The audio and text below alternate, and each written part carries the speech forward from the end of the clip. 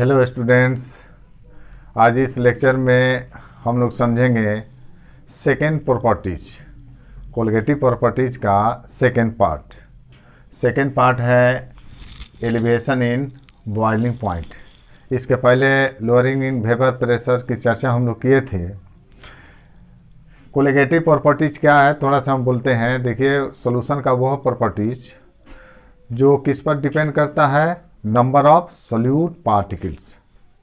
जो भी हम सॉल्यूशन बनाते हैं उसमें सोल्यूट होता है, उसके संख्या पर डिपेंड करता है। तो जो प्रॉपर्टी सॉल्यूशन का सोल्यूट के संख्या पर डिपेंड करता है उस प्रॉपर्टीज को बोलते हैं कोलिगेटिव प्रॉपर्टीज।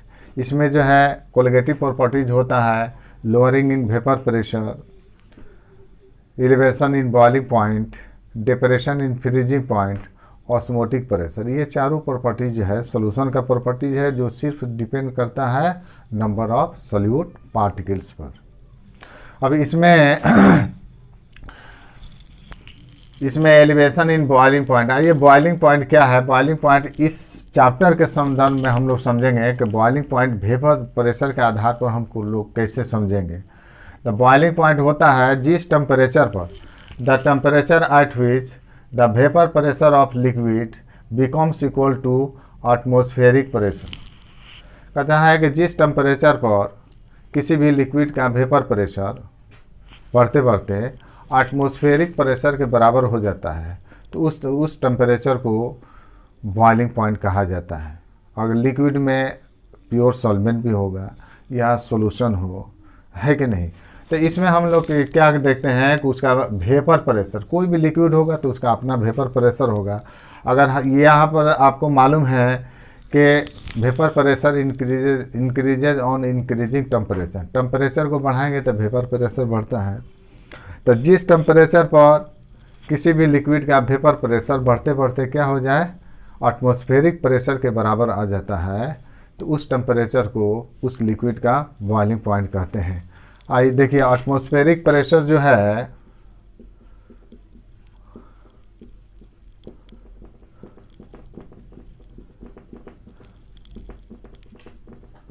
एटमॉस्फेरिक प्रेशर ये होता है 1 एटमॉस्फेयर, या इसको हम लिख सकते हैं 76 सेंटीमीटर ऑफ Hg, यानी मरकरी की ऊंचाई कितना हो जाए, 76 सेंटीमीटर हो जाए, या इसको 760 mm of Hg, 760 mm of Hg। तो ये एटमॉस्फेरिक प्रेशर है। तो इतना के बराबर है जिस टेम्परेचर पर किसी भी लिक्विड का वेपर प्रेशर बढ़ते बढ़ते कितना हो जाए, 180 mm, यानी एटमॉस्फेरिक प्रेशर के बराबर आ जाता है, तो उस टेम्परेचर को बॉइलिंग पॉइंट कहते हैं। जैसे देखिए, अगर ग्राफ हम खींचते हैं टेम्परेचर और वेपर प्रेशर के,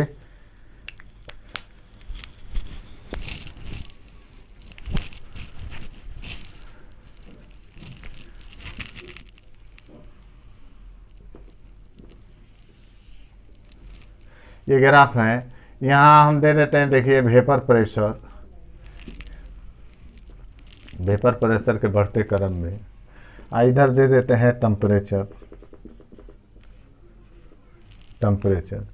तो कोई भी लिक्विड लेंगे तो उसका कुछ ना कुछ वेपर प्रेशर होगा। ये जैसे जैसे जो है ये वेपर प्रेशर ये बढ़ते क्रम में है, जैसे जैसे ऊपर आएंगे तो वेपर प्रेशर क्या होगा, बढ़ रहा है। हम मान कर चलते हैं कि इस पॉइंट पर वेपर प्रेशर कितना है, 180 m, यानी एटमॉस्फेरिक प्रेशर। यहाँ मान लेते हैं कि इस लेवल में वेपर प्रेशर ये बढ़ेगा, बढ़ते बढ़ते यहाँ तक ले अगर आता है तो ये एटमॉस्फेरिक प्रेशर मान लेते हैं। इसका यहाँ पर कितना प्रेशर है, 180 m एटमॉस्फेरिक प्रेशर। अब कोई भी लिक्विड अगर लेते हैं तो लेंगे तो उसका कुछ ना कुछ वेपर प्रेशर होगा। तो वेपर प्रेशर कब बढ़ता है, जब टेम्परेचर को बढ़ाएंगे। जैसे जैसे टेम्परेचर बढ़ता है वैसे वैसे वेपर प्रेशर बढ़ता है। जैसे जैसे टेम्परेचर बढ़ेगा वैसे वैसे क्या होगा, वेपर प्रेशर भी क्या होता है, बढ़ता है। तो एक ग्राफ किसी लिक्विड का हम खींचते हैं, देखिए ऐसे हम लिख रहे हैं, यहाँ दे रहे हैं। अब यहाँ देखिए, ये ग्राफ में इस पॉइंट को अगर कंसीडर करते हैं, इस पॉइंट को, ये कोई लिक्विड है,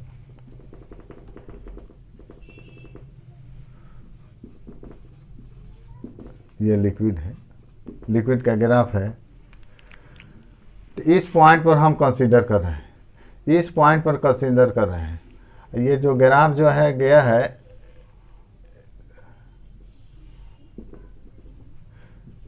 इस पॉइंट पर देखिए, इस पॉइंट पर जो है अगर हम करते हैं, कंसीडर करते हैं, तो ये जो है मीन्स हुआ कि इसका टेम्परेचर, देखिए टेम्परेचर बढ़ रहा है, तो इसको हम मान लेते हैं 60 डिग्री सी, 60 डिग्री सेल्सियस पर। तो 60 डिग्री सेल्सियस पर जो है इसका वेपर प्रेशर कितना है, इतना है, यहाँ पर है। इस टेम्परेचर पर वेपर प्रेशर कितना है, यहाँ तक ले है, जो भी हो। इसका अगर हम यहाँ से लेते हैं, देखिए ये हुआ और ऐसे खींचते हैं, तो इस पॉइंट पर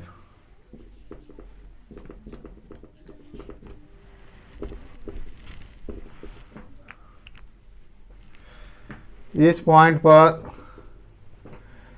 पर देखते हैं कि इसको टेम्परेचर को हम मान लेते हैं 80 डिग्री सी, तो वेपर प्रेशर इतना है, माने 60 डिग्री सेल्सियस पर देखिए, 60 डिग्री अगर ये ग्राफ जो खींचे हैं, तो 60 डिग्री सेल्सियस पर वेपर प्रेशर इतना है, 80 डिग्री सेल्सियस पर वेपर प्रेशर इतना है, ये तो 1 atm प्रेशर है। अगर इस पॉइंट को अगर ले लेते हैं, इस पॉइंट को ले लेते हैं, अगर इसको हम मान लेते हैं कितना, 100 डिग्री सी, इसको मान लेते हैं कितना, 100 डिग्री सी, तो यहाँ पर हम देख रहे हैं कि इतना टेम्परेचर पर इस लिक्विड का वेपर प्रेशर कितना हो गया, 1 atm हो गया। तो ये जो है देखिए, जिस टेम्परेचर पर वेपर प्रेशर कितना हो जाए बढ़कर, अगर 1 atm हो जाता है, तो उस टेम्परेचर को बॉइलिंग पॉइंट बोलते हैं। तो इस देखिए 60 डिग्री सेल्सियस पर इसका वेपर प्रेशर 1 atm नहीं है, 80 डिग्री सेल्सियस पर इसका वेपर प्रेशर 1 atm नहीं है, तो ये बॉइलिंग पॉइंट नहीं हुआ। लेकिन 100 डिग्री सेल्सियस पर इसका वेपर प्रेशर कितना हो गया बढ़कर, 1 atm हो गया, तो इस टेम्परेचर को हम क्या बोलेंगे, बॉइलिंग पॉइंट, इस लिक्विड का बॉइलिंग पॉइंट। ये आपका हो गया बॉइलिंग पॉइंट ऑफ लिक्विड। तो कहने का मकसद है कि वेपर प्रेशर जो है, टेम्परेचर बढ़ाएंगे तो वेपर प्रेशर बढ़ता है, तो जिस टेम्परेचर पर वेपर प्रेशर बढ़ते बढ़ते कितना हो जाए, 1 atm के बराबर आ जाता है, तो उस टेम्परेचर को बॉइलिंग पॉइंट हम कहते हैं। ये 60 डिग्री सेल्सियस पर वेपर प्रेशर देखिए आपका 1 atm नहीं है, कम है। 80 डिग्री सेल्सियस पर वेपर प्रेशर 1 atm नहीं है, लेकिन 100 डिग्री सेल्सियस पर वेपर प्रेशर बढ़ते बढ़ते कितना हो गया, 1 atm के बराबर हो गया।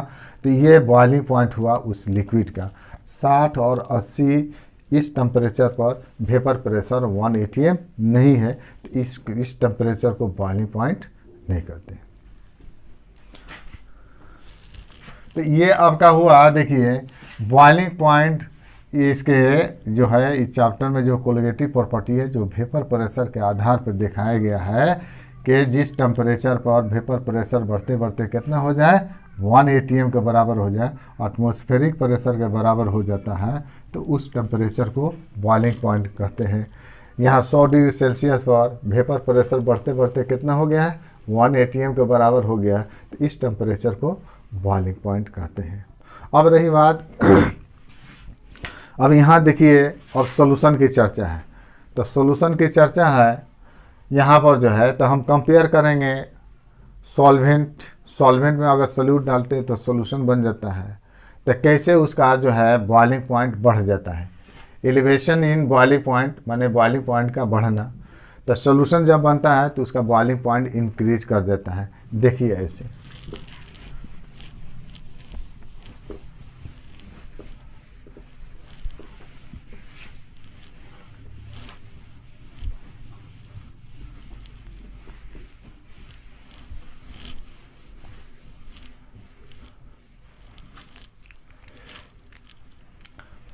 अगर यहाँ जो है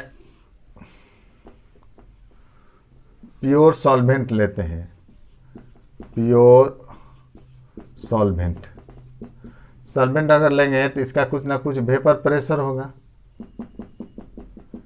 इस वेपर से ये वेपर जो है एक प्रेशर अप्लाई करता है इस सरफेस पर, तो उस प्रेशर को इस सॉल्वेंट का वेपर प्रेशर बोलते हैं। तो ये जो वेपर्स जो होता है ये एक प्रेशर अप्लाई करता है सरफेस पर, उसको हम क्या कहते हैं, वेपर प्रेशर कहते हैं। इसको पीओ से हम इंडिकेट करें, ये पीओ है। इस प्योर सॉल्वेंट में अगर सल्यूट ऐड करते हैं तो ये बन जाता है सॉल्यूशन। तो इसका वेपर प्रेशर हम मान लेते हैं पीएस। ये सॉल्यूशन है, लिक्विड फॉर्म में है, तो इसका भी क्या होगा, वेपर्स होगा। तो इसको हम क्या मान लेते हैं, पीएस।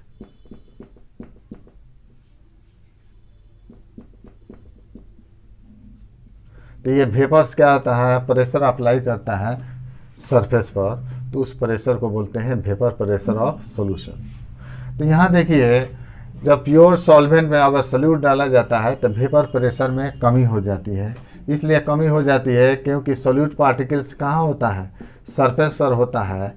तो जितना आसानी से इसमें लिक्विड मॉलिक्यूल्स वेपर में चेंज करता है, उतना आसानी से इसमें सॉल्यूशन में लिक्विड मॉलिक्यूल्स वेपर में चेंज नहीं करता है। क्योंकि सॉल्यूट पार्टिकल सरफेस पर होता है तो वो क्या करता है, इसके भागने की टेंडेंसी को क्या करता है, रोकता है, जिसके कारण इसके वेपर प्रेशर में क्या हो जाती है, कमी होती है। मान लेते हैं कि जैसे ये पीओ का वैल्यू हम मान लेते हैं, vapour pressure of pure solvent का 10 अगर हम ले लेते हैं, अगर इसमें सॉल्यूट डालेंगे तो वेपर प्रेशर 10 से क्या हो जाएगा, कम हो जाएगा। यानी सॉल्यूशन का वेपर प्रेशर हम मान लेते हैं 8, कमी आ गई। तो अब रही बात कि इसके टेम्परेचर, सॉल्यूशन का टेम्परेचर क्या हो जाता है, बढ़ जाता है। जितना इसका टेम्परेचर इजी होगा बॉइलिंग पॉइंट, उससे क्या हो जाता है, इसका बॉइलिंग पॉइंट थोड़ा सा बढ़ जाता है। देखिए, when solute dissolves in pure solvent lowers vapor pressure,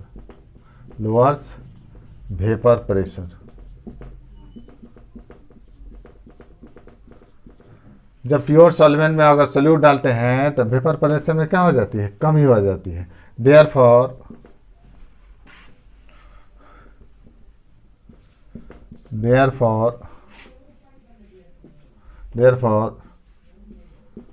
solution is heated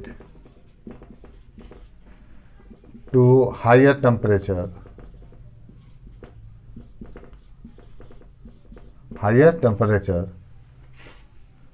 so that its vapor pressure becomes equal to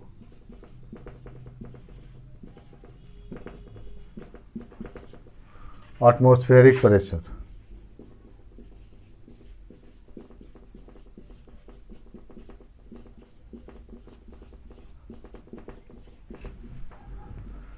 Thus, the boiling point of solution is always higher than that of pure solvent। देखिए, graph के जरिए भी समझाते हैं। जब solute को dissolve करते हैं प्योर सॉल्वेंट में तो समय के वेपर प्रेशर में कमी आती है। तो वेपर प्रेशर में कमी आती है तो सॉल्यूशन को क्या करता है, therefore solution is heated to higher temperature. Solution को क्या कहता है कि एटमॉस्फेरिक प्रेशर तक आने के लिए क्या करना पड़ता है, तो ज़्यादा हीट करना पड़ता है। The solution is heated to higher temperature so that its vapor pressure becomes equal to atmospheric pressure। तो यहाँ पर thus the boiling point of solution is always higher than that of pure solvent। देखिए, मान लिया कि जो है ये एटमॉस्फेरिक प्रेशर है, ये एटमॉस्फेरिक प्रेशर, अगर ये वेपर प्रेशर है, ये आपका ले लेते हैं, ये आपका एटमॉस्फेरिक प्रेशर, ये वेपर प्रेशर आपका, ये सॉल्वेंट है। तो मान लें कि ये सॉल्वेंट है, तो ये एटमॉस्फेरिक प्रेशर तक ले आने के लिए माने हीट करना पड़ता है, जितना टेम्परेचर देना पड़ेगा। लेकिन इस सॉल्वेंट में अगर सोल्यूट डाल देते हैं तो वेपर प्रेशर क्या हो जाता है और कम हो जाता है। तो यहाँ तक आने में क्या करना पड़ता है, ज़्यादा हीट देना पड़ता है, क्योंकि सॉल्वेंट जो था, सॉल्वेंट का मान लें कि वेपर प्रेशर जो भी हो, यह एटमॉस्फेरिक प्रेशर है। तो यहाँ अगर हीट करते हैं प्योर सॉल्वेंट को, तो यहाँ से बढ़ते बढ़ते यहाँ तक आने में जितना टेम्परेचर देना पड़े। लेकिन उसी प्योर सॉल्वेंट में अगर सोल्यूट डाल देते हैं तो वेपर प्रेशर कम हो जाता है, नीचे आ जाएगा।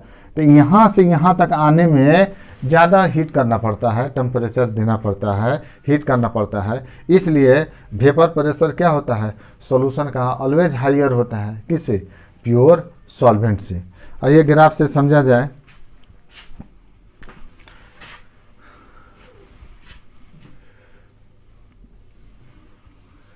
ये ग्राफ जो है टेम्परेचर और वेपर प्रेशर के अगेंस्ट खींच रहे हैं। ये वेपर प्रेशर ये बढ़ते क्रम में है, यहाँ दे रहे हैं टेम्परेचर जो है लेफ़्ट टू राइट, ये बढ़ते क्रम में। तो यहाँ देखिए ग्राफ, ये जो है मान लेते हैं कि एटमॉस्फेरिक प्रेशर है, यहाँ 180 है, तो इसको यहाँ चिन्हित कर देते हैं, ये एटमॉस्फेरिक प्रेशर है। ये जो है ये लेवल है, ये वेपर प्रेशर ऐसे ऐसे बढ़ता है, तो यहाँ तक अगर आएगा तो प्रेशर कितना हो जाएगा, एटमॉस्फेरिक प्रेशर के बराबर हो जाएगा। तो ये हम ले लेते हैं, ये एटमॉस्फेरिक प्रेशर, एटमॉस्फेरिक प्रेशर। अब रही बात का सोल्यूट और सॉल्वेंट। तो सोल्यूट सॉल्वेंट, ये सॉल्वेंट है और सोल्यूट इसमें डाल दिए तो सॉल्यूशन बन गया। तो सॉल्वेंट का वेपर प्रेशर स्वाभाविक है कि ज़्यादा है किससे, सॉल्यूशन से। अगर ग्राफ खींचते हैं तो वेपर प्रेशर अगर ये हम ले लेते हैं, कंसीडर करते हैं ये प्योर सॉल्वेंट, तो ये क्या हो गया, ये सॉल्यूशन होगा, क्योंकि सॉल्यूशन का वेपर प्रेशर सॉल्वेंट से क्या होता है, कम होता है। तो इसका ग्राफ जो है खींचा जा रहा है। देखिए जैसे जैसे टेम्परेचर बढ़ाएंगे वैसे वैसे इसका वेपर प्रेशर बढ़ते बढ़ते अगर यहाँ तक ले आ जाता है, ये आपका हुआ प्योर सॉल्वेंट।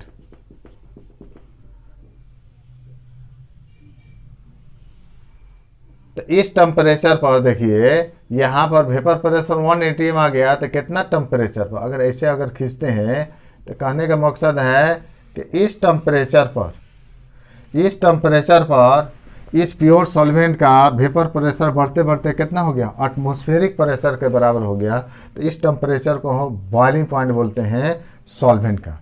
ये टेम्परेचर क्या है, बॉइलिंग पॉइंट है, क्योंकि इस टेम्परेचर पर इस सॉल्वेंट का वेपर प्रेशर बढ़ते बढ़ते कितना हो गया, एटमॉस्फेरिक प्रेशर के बराबर हो गया।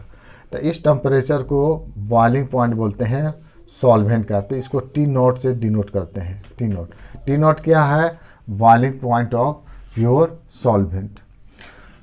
इस सॉल्वेंट में अगर सोल्यूट डाल दिए तो सॉल्यूशन बनता है, तो इसके वेपर प्रेशर में क्या हो जाती है, कमी आती है। तो कमी आती है तो जो सॉल्वेंट का वेपर प्रेशर होगा उससे सॉल्यूशन का क्या होगा, कम होगा। तो ये सॉल्यूशन का वेपर प्रेशर मानकर चलते हैं। तो यहाँ से अगर मान ले के देखें, यहाँ पर जो है टेम्परेचर को बढ़ाएंगे तो इसका भी वेपर प्रेशर क्या होगा, सॉल्यूशन का धीरे धीरे बढ़ेगा। और जिस टेम्परेचर पर इसका वेपर प्रेशर बढ़ते बढ़ते कहाँ हो जाए, एटमॉस्फेरिक प्रेशर के बराबर हो जाए, तो उस टेम्परेचर को बॉइलिंग पॉइंट बोलते हैं सॉल्यूशन का। तो यहाँ से देखें, इसका अगर ग्राफ खींचते हैं, ये ग्राफ हुआ।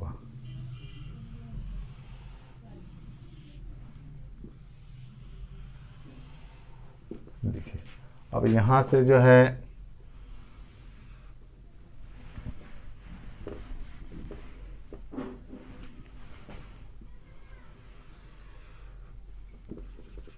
देखिए इस टेम्परेचर पर ये आपका है सॉल्यूशन है।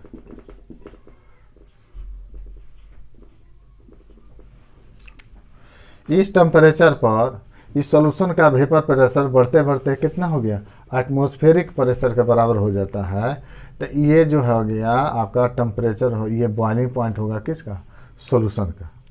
क्योंकि इस टेम्परेचर पर वेपर प्रेशर सॉल्यूशन का बढ़ते बढ़ते कितना हो गया, एटमॉस्फेरिक प्रेशर के बराबर हो गया। तो इस टेम्परेचर को ये सॉल्यूशन का क्या बोलते हैं, बॉइलिंग पॉइंट। तो यहाँ पर देखिए प्योर सॉल्वेंट होता है, सॉल्यूशन है, सॉल्यूशन का वेपर प्रेशर में क्या होता है, कमी होती है। तो प्योर सॉल्वेंट है, तो जैसे जैसे टेम्परेचर बढ़ाएंगे वैसे वैसे इसका वेपर प्रेशर बढ़ेगा। तो यहाँ पर इस टेम्परेचर पर ये सॉल्वेंट का वेपर प्रेशर कितना होगा, 1 atm। तो इस टेम्परेचर को बोलेंगे बॉइलिंग पॉइंट सॉल्वेंट का। सॉल्यूशन का वेपर प्रेशर में कमी आती है, और जब भी सॉल्यूशन हम बनाते हैं तो प्योर सॉल्वेंट से क्या होगा, वेपर प्रेशर कम होगा। तो इसका नीचे हम दिखाए हैं, जैसे जैसे टेम्परेचर बढ़ाएंगे इसका भी क्या होगा, वेपर प्रेशर बढ़ेगा। अगर 1 atm के बराबर हो गया तो इस टेम्परेचर पर सॉल्यूशन का वेपर प्रेशर कितना हो गया, 1 atm के बराबर हो गया। तो T इंडिकेट करेगा बॉइलिंग पॉइंट ऑफ सॉल्यूशन। अब यहाँ पर देखिए ये टेम्परेचर जो है यहाँ से यहाँ तक ले हो गया, ये आपका ये प्योर सॉल्वेंट का बॉइलिंग पॉइंट इतना है। और यहाँ से अगर यहाँ तक ले करते हैं इस पॉइंट तक ले, तो ये हो गया आपका, हो गया बॉइलिंग पॉइंट किसका हो गया, सॉल्यूशन का। तो सॉल्यूशन का बॉइलिंग पॉइंट कितना बढ़ गया, टोटल में से इतना घटा दे, इतना ही ना बढ़ा। बॉइलिंग पॉइंट है इतना है किसका, सॉल्वेंट का। यहाँ तक ले हो गया बॉइलिंग पॉइंट किसका हो गया, सॉल्यूशन का। तो सॉल्यूशन का बॉइलिंग पॉइंट कितना बढ़ गया, इतना ही पॉइंट हो गया। टोटल में से इतना घटा देंगे तो ये आएगा, यही इंक्रीज करता है, यही इंक्रीज इन बॉइलिंग पॉइंट, जिसको डेल्टा टीबी से इंडिकेट करते हैं, डेल टीबी। ये आपका हो गया इंक्रीज इन बॉइलिंग पॉइंट। तो हम बोल सकते हैं increase in boiling point is called elevation in boiling point. या इसको हम ऐसे भी लिख सकते हैं, the difference in boiling point of solution and pure solvent is called elevation in boiling point. दोनों के T minus T not is, ये क्या हो गया, डेल टी भी, increase in boiling point.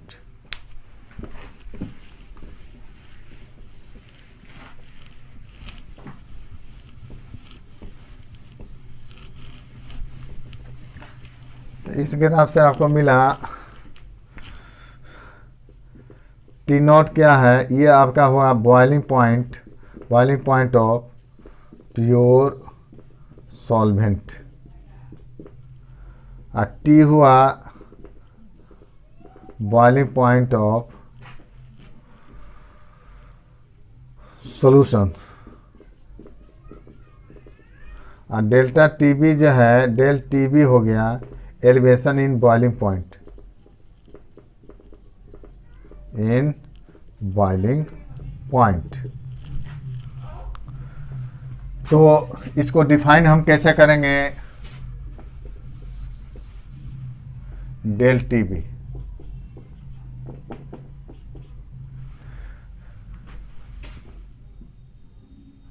The difference in boiling point of solution and pure solvent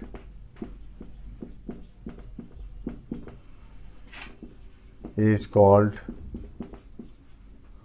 elevation in boiling point, in boiling point। तो कितना हो जाएगा, डेल टीबी हो जाएगा, del TB is equal to elevation in boiling point. तो total में से इतना घटा देंगे, यानी T माइनस T नॉट। तो T माइनस T नॉट एक फार्मूला हो गया। तो एलिवेशन इन बॉइलिंग पॉइंट यानी इंक्रीज इन बॉइलिंग पॉइंट कितना होगा, boiling point of solution minus boiling point of pure solvent.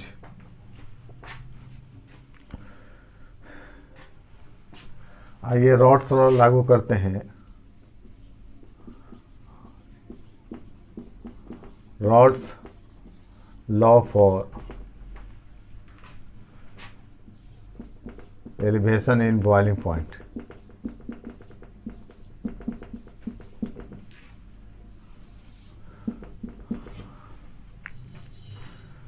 तो रॉल्ड्स क्या वो कहते हैं कि देखिए एलिवेशन इन बॉइलिंग पॉइंट में रॉल्ड्स का क्या थ्योरी है कि यहाँ इन्होंने कहा कि elevation in boiling point is directly proportional to molality.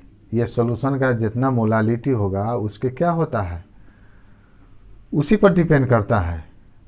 जो सॉल्यूशन का मोलालिटी है तो एलिवेशन इन बॉइलिंग पॉइंट जितना माने बॉइलिंग पॉइंट सॉल्यूशन का बढ़ जाता है वो किस पर डिपेंड करता है, उस सॉल्यूशन के मोलालिटी पर। The elevation in boiling point यानी del T b is directly proportional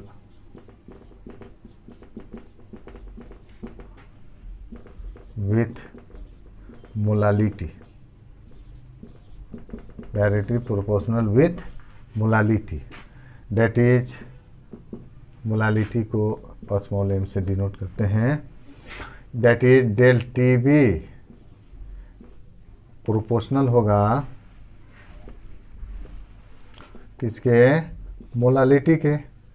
और लिख सकते हैं डेल टी बी प्रोपोर्शनल हटेगा तो कांस्टेंट आएगा, तो ये के बी जो है कांस्टेंट आ गया, इनटू क्या हुआ, मोलालिटी। ये आपका जो है एक फार्मूला निकला कि एलिवेशन इन बॉइलिंग पॉइंट बराबर क्या होगा, के बी इंटू एम, जहाँ के बी क्या है, मोलल एलिवेशन कांस्टेंट।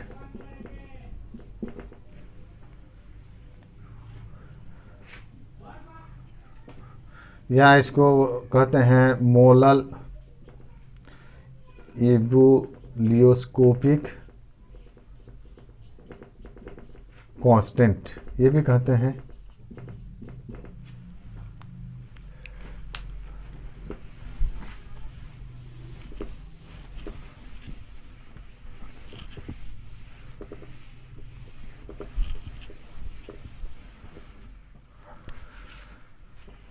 तो ये हुआ del T B increase in boiling point, means हुआ एलिवेशन इन बॉइलिंग पॉइंट, के भी हो गया मोलर एलिवेशन कांस्टेंट, और ये हो गया मोलालिटी।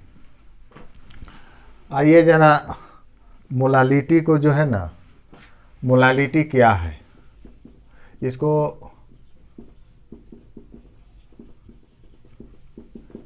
क्लास 11th में जो है मोल कॉन्सेप्ट में हमने विशेष रूप में बताया है। मोलालिटी क्या है, कहता है कि 1 kg सॉल्वेंट में जितना नंबर ऑफ मोल्स सोल्यूट घुला रहता है, 1 kg सॉल्वेंट होगा उसमें जितना नंबर ऑफ मोल्स सोल्यूट घुला रहता है उसे बोलते हैं मोलालिटी। मोलालिटी का जो है, मोलालिटी का फॉर्मूला आता है W into 1000 by molecular weight into weight of solvent in gram. ये मोलालिटी है। ये हो गया weight of solute, molecular weight of solute, और 1000 ऊपर है, और ये weight of solvent in gram. हम इसको ऐसे भी लिख सकते हैं W/m, और नीचे जो है हम लिख सकते हैं वेट ऑफ सॉल्वेंट बाई आपका हुआ 1000। तो देखो ग्राम को जो है अगर 1000 से भाग दे देते हैं किस में आ जाएगा, ये केजी में आ जाएगा। इसको बोलते हैं मोल। तो इसका यूनिट क्या यहाँ से हो जाएगा, यूनिट यहाँ से होगा मोल पर केजी, ये मोल है, ये हो गया आपका, ये मोल है, नंबर ऑफ मोल्स। तो मोलालिटी को हम लिख सकते हैं number of moles of solute, number of moles of solute बटा ये हो गया weight of solvent in KG, wait of solvent in KG. KG से भाग दे दिया तो क्या हुआ, मोल पर केजी। यूनिट इसका हो जाएगा, यूनिट इसका हो जाएगा आपका, इसका यूनिट हो जाएगा मोल पर केजी, माने 1 kg में नंबर ऑफ मोल्स।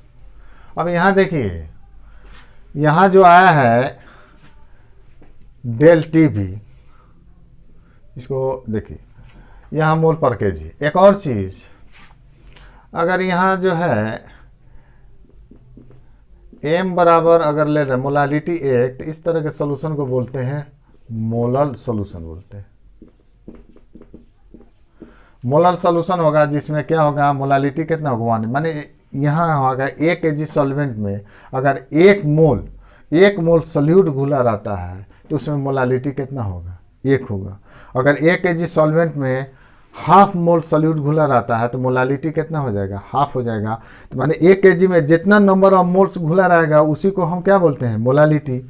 तो इसके यहाँ है मोलालिटी अगर 1 लिखे हैं तो इसका मीनिंग हो गया ये मोलल सोल्यूशन है, मीन्स हुआ कि 1 kg सॉल्वेंट में 1 मोल सॉल्यूट घुला है। अगर यहाँ ले लेते हैं m बराबर हाफ, तो इसका मीनिंग हो गया कि 1 kg सॉल्वेंट में हाफ मोल सॉल्यूट घुला हुआ है, तो इसे बोलते हैं semi molar solution, semi molal solution. अब आइए चेक किया जाए कि एलिवेशन इन बॉइलिंग पॉइंट ये कोलिगेटिव प्रॉपर्टी है। अगर कोलिगेटिव प्रॉपर्टी उसको बोलेंगे जो नंबर ऑफ सोल्यूट पार्टिकल्स पर डिपेंड करता है। तो ये मोलालिटी का हो गया। अब इसके बाद हम लेकर चल रहे हैं इसको, डेल टी बी जो है आया है के बी इंटू, ये मोलालिटी है तो मोलालिटी को हम लिख सकते हैं number of moles of solute, और ये हो गया weight of solvent in KG. ये पर केजी है, ये भी कांस्टेंट है, ये भी कांस्टेंट है। तो इसका माने हो गया कि elevation in boiling point directly proportional होगा नंबर ऑफ मोल्स के। Number of moles means number of molecules, number of moles बढ़ेगा उस जैसे जैसे नंबर ऑफ मोल्स बढ़ेगा नंबर ऑफ मोलकुल्स बढ़ेगा। तो एलिवेशन इन बॉइलिंग पॉइंट किस पर डिपेंड किया, number of molecules means number of particles पर। यहाँ पर हम लिख सकते हैं that is del T b directly proportional होगा किसके, number of moles of solute, that is इसको हम लिख सकते हैं नंबर ऑफ मोल्स मीन्स हो गया number of molecules of solute. यहाँ पर आप देख रहे हैं कि एलिवेशन इन बॉइलिंग पॉइंट वो किस पर डिपेंड किया, नंबर ऑफ पार्टिकल्स, सॉल्यूट के पार्टिकल्स पर डिपेंड कर रहा है। जैसे जैसे नंबर ऑफ मोल्स यानी नंबर ऑफ मोलकुल्स बढ़ेगा वैसे वैसे नंबर ऑफ मोल्स बढ़ेगा, जैसे जैसे नंबर ऑफ मोल्स बढ़ेगा उसी तरह क्या होगा, बॉइलिंग पॉइंट सॉल्यूशन के क्या होगा, बढ़ेगा।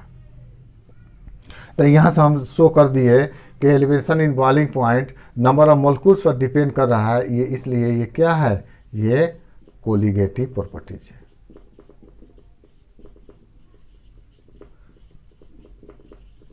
Colligative property.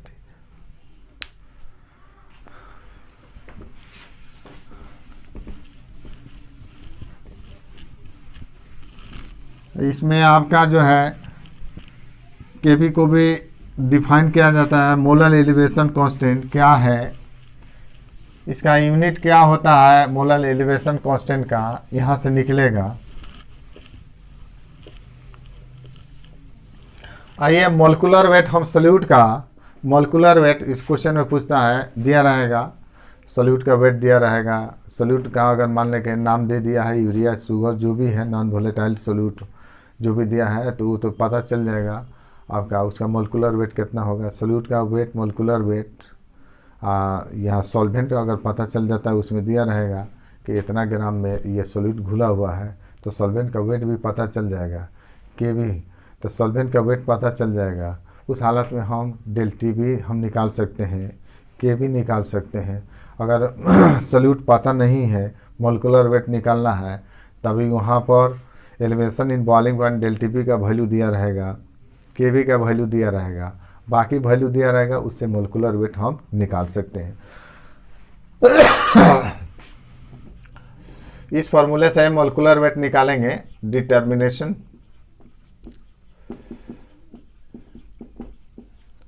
Of molecular weight of solute। तो ये आया था elevation in boiling point del T भी बराबर आया था के बी इंटू मोलालिटी। तो मोलालिटी का हम फॉर्मूला रख सकते हैं यहाँ पर। तो के बी ये आ गया, मोलालिटी होता है wait of salute by molecular weight of salute into 1000। इसमें हो गया वेट ऑफ सॉल्वेंट इन ग्राम। देखिए डेल टी बी एक ये फार्मूला हो गया। इससे हम मोलिकुलर वेट क्या कर सकते हैं, निकाल सकते हैं। तो मोलिकुलर वेट निकालेंगे, ये सब वैल्यू दिया रहेगा, इस सब का वैल्यू दिया रहेगा तो मोलिकुलर वेट हम निकाल सकते हैं। और डेल टी बी अगर नहीं दिया रहा है लेकिन बॉइलिंग पॉइंट अगर सॉल्वेंट का सॉल्यूशन का दिया रहा है तो हम डेल टी बी ऐसे निकाल लेंगे। Del T b equal to elevation in boiling point यानी t minus t nought boiling point of solution और बॉइलिंग पॉइंट ऑफ सॉल्वेंट। अब इसमें लिख देते हैं वेयर टी क्या है, ये आपका हो गया boiling point of solution, t nought है boiling point of solvent, delta t b जो है ये आपका हुआ elevation in boiling point, elevation in boiling point. K b जो है हम लिखाए थे मोलल एलिवेशन कांस्टेंट, इसको डिफाइन करते हैं मोलल एलिवेशन कांस्टेंट। डब्लू स्मॉल है, डब्लू वेट ऑफ सल्यूट, एम हुआ मोलिकुलर वेट ऑफ सल्यूट, ये बड़ा डब्लू जो लिख रहे हैं ये है वेट ऑफ सॉल्वेंट, ये सॉल्वेंट का वेट है। जो जो सिंबल आया है हमने लिख दिया है। ये सब वैल्यू जो है अगर दिए रहता है तो हम इसे मोलिकुलर वेट या जो भी पूछेगा हम निकाल सकते हैं। आइए इसका यूनिट भी पूछता है ऑब्जेक्टिव में। मोलालिटी हो गया मोल पर केजी, के बी का यूनिट ऑफ के बी हम कैसे निकालें। अब देखिए यहाँ से हम चूँकि जानते हैं डेल टी बी ये हो गया कि के बी इंटू मोलालिटी। तो के बी बराबर क्या हो जाएगा, del T B by molality m, ये आपका मोलालिटी है।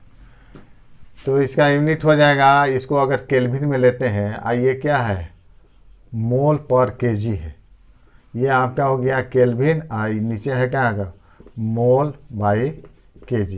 केजी को ऊपर कर सकते हैं, केल्विन केजी पर मोल हो जाएगा। तो इसका यूनिट हो गया केल्विन केजी पर मोल। यहाँ ऐसे भी लिख सकते हैं del T B temperature Kelvin में, आइए मोलालिटी तो नीचे है molality Kelvin molality power -1 Kelvin पर मोलालिटी। अगर ये सेल्सियस में होगा तो इसका हो गया ये हो गया आपका सेल्सियस पर मोलालिटी, ये भी आपका हो जाएगा मोलालिटी। इसको भी लिख सकते हैं, इसको भी लिख सकते हैं केल्विन पर मोलालिटी। तो ये सब यूनिट हुआ, सेल्सियस पर मोलालिटी, केल्विन पर मोलालिटी या केल्विन केजी पर मोल, ये यूनिट हुआ। हम डिफाइन करते हैं केबी को भी डिफाइन किया जाता है। तो केबी का डिफिनीशन हम कैसे निकालते हैं, तो केबी का डिफिनीशन जो है एक एग्जांपल के जरिए हम निकालते हैं।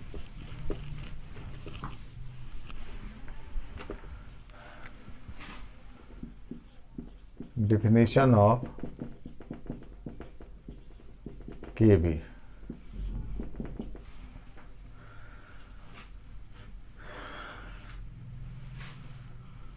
यहाँ निकालते हैं,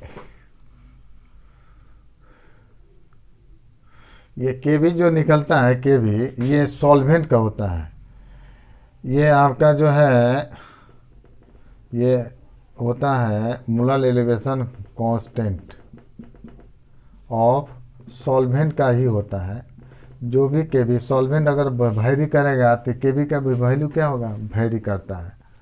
पार्टिकुलर सॉल्वेंट के लिए केबी का वैल्यू क्या होगा, फिक्स्ड होगा। अगर सॉल्वेंट वैरी करता है तो केबी का वैल्यू भी क्या होगा, वैरी करता है। वाटर के लिए कुछ और होगा, 0.52 होता है। बेंजीन के लिए, सॉल्वेंट के लिए कुछ और होगा केबी का वैल्यू। तो केबी जो है वो डिपेंड करता है सॉल्वेंट पर। सॉल्वेंट अगर बदलेगा, वैरी करता है, तो केबी का वैल्यू भी क्या होगा, वैरी करता है। हम निकालते हैं केबी फॉर वाटर।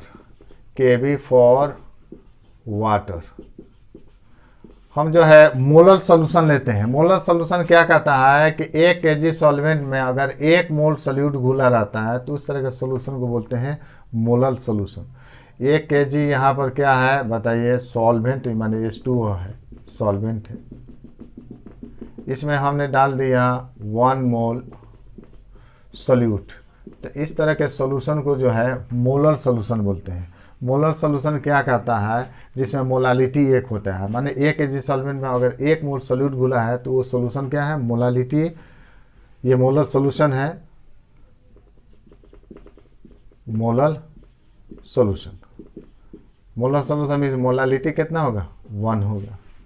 तो यहाँ देखिए सॉल्वेंट है तो इसका बॉइलिंग पॉइंट तो मालूम होगा आपका T0। ये आपका हो गया boiling point of H2O। Water का बॉइलिंग पॉइंट होता है 100 डिग्री सेल्सियस, यानी 100 डिग्री सेल्सियस पर इसका वेपर प्रेशर कितना हो जाता है, 1 atm के बराबर हो जाता है। तो इस टेम्परेचर को बॉइलिंग पॉइंट। अगर सोल्यूट डालते हैं तो सॉल्यूशन बनेगा तो उसका बॉइलिंग पॉइंट थोड़ा बढ़ जाता है। T हो गया बॉइलिंग पॉइंट ऑफ सॉल्यूशन। तो ये जो है 100.52 डिग्री C। तो कितना बढ़ गया तो निकाल सकते हैं डेल टी भी, इंक्रीज इन बॉइलिंग पॉइंट। ये होता है T माइनस T0। तो ये बढ़कर आ जाता है ये 100.52 माइनस 100। तो ये हो गया 0.52 डिग्री C।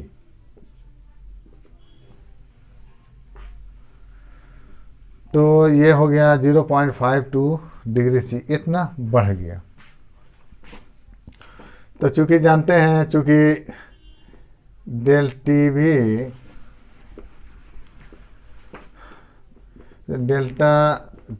टी भी बराबर हो जाता है KB into M।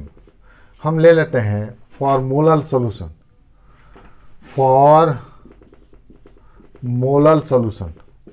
Molar solution लेंगे तभी हम इसको डिफाइन आसानी से कर सकते। फॉर मोलर सॉल्यूशन में M का वैल्यू कितना हो जाएगा, 1। तो M का वैल्यू 1 हो जाएगा। इस हालत में KB डेल टी भी बराबर होगा elevation in boiling point is equal to molar elevation constant. अगर M का वैल्यू अगर मोलर सॉल्यूशन है उस हालत में ये दोनों बराबर हो जाएगा। लेकिन अगर सेमी मोलर सॉल्यूशन होगा तो M का वैल्यू हाफ हो जाता, तो फिर ये डिफाइन करना थोड़ा सा दिक्कत हो जाएगा। तो मोलर सॉल्यूशन के आधार पर इसको हम डिफाइन कर सकते हैं। अगर मोलर सॉल्यूशन है तो मोलालिटी 1। तो इस हालत में हम क्या हो जाएगा, यानी KB बराबर कितना होगा, KB बराबर होगा डेल्टा TB। डेल्टा TB कितना आ गया, 0. इतना ये ना हो गया 0.52 डिग्री C। तो ये मोलर एलिवेशन कांस्टेंट क्या है, मोलर एलिवेशन कांस्टेंट मीन्स होगा कि वो है एलिवेशन इन बॉइलिंग पॉइंट ही को बोलते हैं। तो मोलर एलिवेशन कांस्टेंट क्या है, elevation in boiling point of molar solution. अगर मोलर सॉल्यूशन होगा तभी M का वैल्यू 1 होगा। उस हालत में KB और डेल्टा TB क्या होगा, बराबर होगा। तो elevation in boiling point of molar solution is called molar elevation constant. यहाँ से हम डिफाइन इसको कर सकते हैं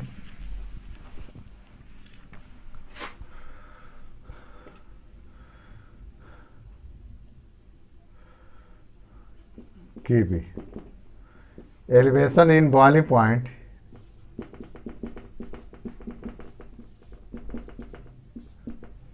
ऑफ मोलर सॉल्यूशन, यानी यहाँ पर मोलालिटी कितना होगा 1 होगा, of molar solution is called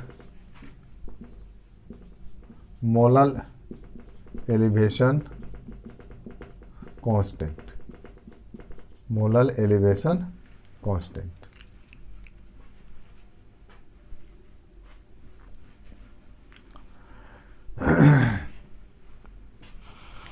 विद्यार्थियों, इस पर जो पॉसिबल न्यूमेरिकल्स होगा इसके बाद जो है, इसके बाद के क्लास में हम देंगे। तो इस फॉर्मूले पर वैरायटी का जो न्यूमेरिकल होगा हम अलग से एक सेट देंगे न्यूमेरिकल का। तो लेक्चर जो है अगला लेक्चर में इस पर जो जो न्यूमेरिकल बनता है पूरा न्यूमेरिकल हम अगले क्लास में हम देंगे। विद्यार्थियों, मेरे चैनल को सब्सक्राइब कीजिए, पॉसिबल हो तो लाइक और शेयर कीजिए।